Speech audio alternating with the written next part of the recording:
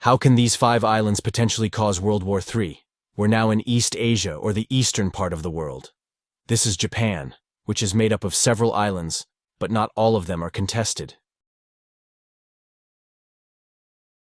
This brings us to the Senkaku Islands, a group of uninhabited islands in the East China Sea, administratively controlled by Japan, but claimed by both China and Taiwan. Each of these 3 nations asserts its right to these islands, which China calls Diaoyu. Moreover, these islands are surrounded by very rich fishing grounds. Let's delve into the story of these islands. When were the islands discovered? In 1884, a Japanese businessman named Tatsushiro Koga discovered a group of uninhabited islands near Japan. On the map, they were in a sort of no man's land, belonging to no one. Koga saw them as excellent for fishing and thus applied to lease them from the Japanese government in 1885. Japan monitored the area for 10 years and confirmed that no one lived there, leading to Japan officially annexing the islands in 1896 and leasing them to Koga. He established a small fish production factory and also built housing for the fishermen, around 100 small houses where approximately 250 people began to live.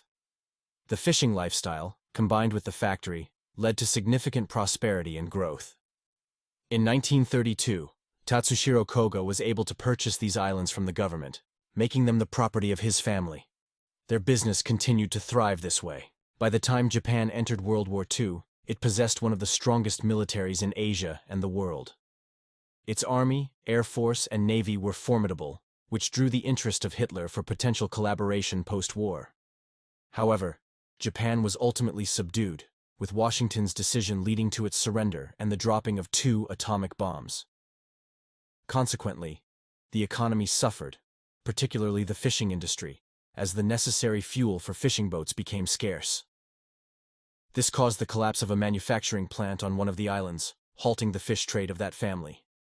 Many workers left the islands in hopes of returning after the war, but they never did.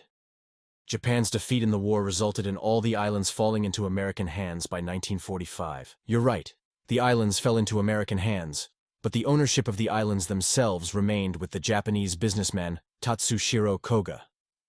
The ownership of these islands caused significant issues, which I'll explain shortly. Now, if you take a look at the map, you'll find these islands located close to Japan, even closer to Taiwan, and near China as well. Despite their proximity, neither Japan nor China objected when Japan took control of these islands, leased them, and even sold them to one of its citizens. Moreover, they didn't protest when these islands remained in American hands after 1945, and they didn't speak out about them until the events of 1968. The Economic Commission for Asia and the Far East, led by Oscar Larson under the United Nations, conducted a survey of this region. It preliminarily indicated the possibility of vast petroleum resources in the East China Sea. These areas could potentially contain one of the world's largest oil and gas reserves. The report specifically noted that these reserves are significantly close to the Senkaku Islands. To put this in perspective, the initial estimate equated to approximately 7.5 billion barrels of oil annually in 1969.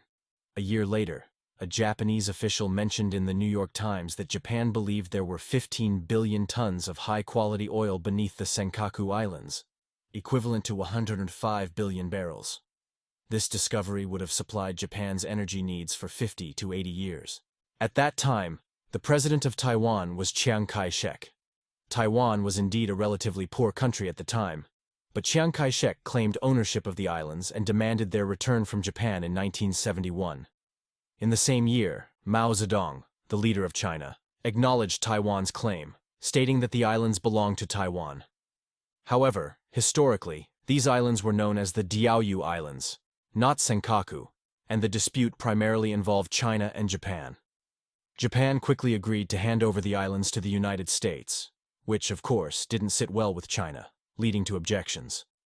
China argued that these islands were historically theirs, and Japan had taken control of them in 1895 after the First Sino-Japanese War.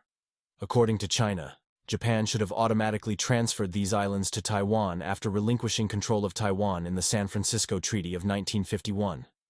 However, this transfer never occurred. Here, Japan responds to China and Taiwan, asserting that the islands were uninhabited when discovered in 1884 and when annexed in 1895, just months before the First Sino-Japanese War, and no objections were raised. Japan further argues that no one, including Taiwan, contested Japan's ownership of the islands when Taiwan was ceded in the San Francisco Treaty.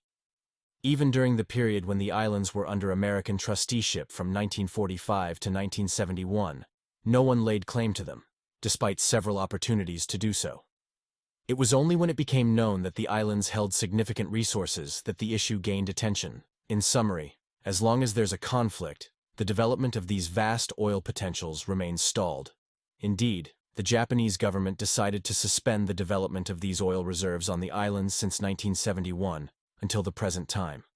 This continued until Japan purchased the islands from their Japanese owner out of fear of the nationalist governor of Tokyo, Shintaro Ishihara, known for his strong nationalist stances and criticisms of China and South Korea. When he announced the intention to buy the islands, it provoked China. The Japanese government didn't want to escalate tensions with China, but the Chinese were extremely angered. In 2012, protests erupted in many Chinese cities, spanning over 100 cities, including the capital Beijing, where thousands of protesters marched towards the Japanese embassy, leading to its confinement. Faced with the fury of the crowd armed with stones and bottles, a new wave of anger emerged, preventing some from reaching the embassy. They targeted anything related to Japan, vandalizing shops and looting a Toyota dealership. The Chinese government issued strong warnings to Japan. In 2013, China declared an Air Defense Identification Zone, ADIZ, over the area. This meant that any aircraft entering the designated zone had to declare its identity to China. The problem for Japan was that China treated the islands as its own, incorporating them into its ADIZ. This left Japanese politicians with no choice but to address the issue. Ignoring the islands was no longer an option. They had to find solutions to the conflict. After 2013, Chinese ships began frequent incursions into the waters surrounding the islands. In 2013 alone, there were around 819 such incidents, rising to 1,097 in 2019. Japan stood by, watching Chinese ships come and go, both inside and outside their territorial waters. If China were to forcibly seize the islands from Japan, the United States would be obliged to intervene.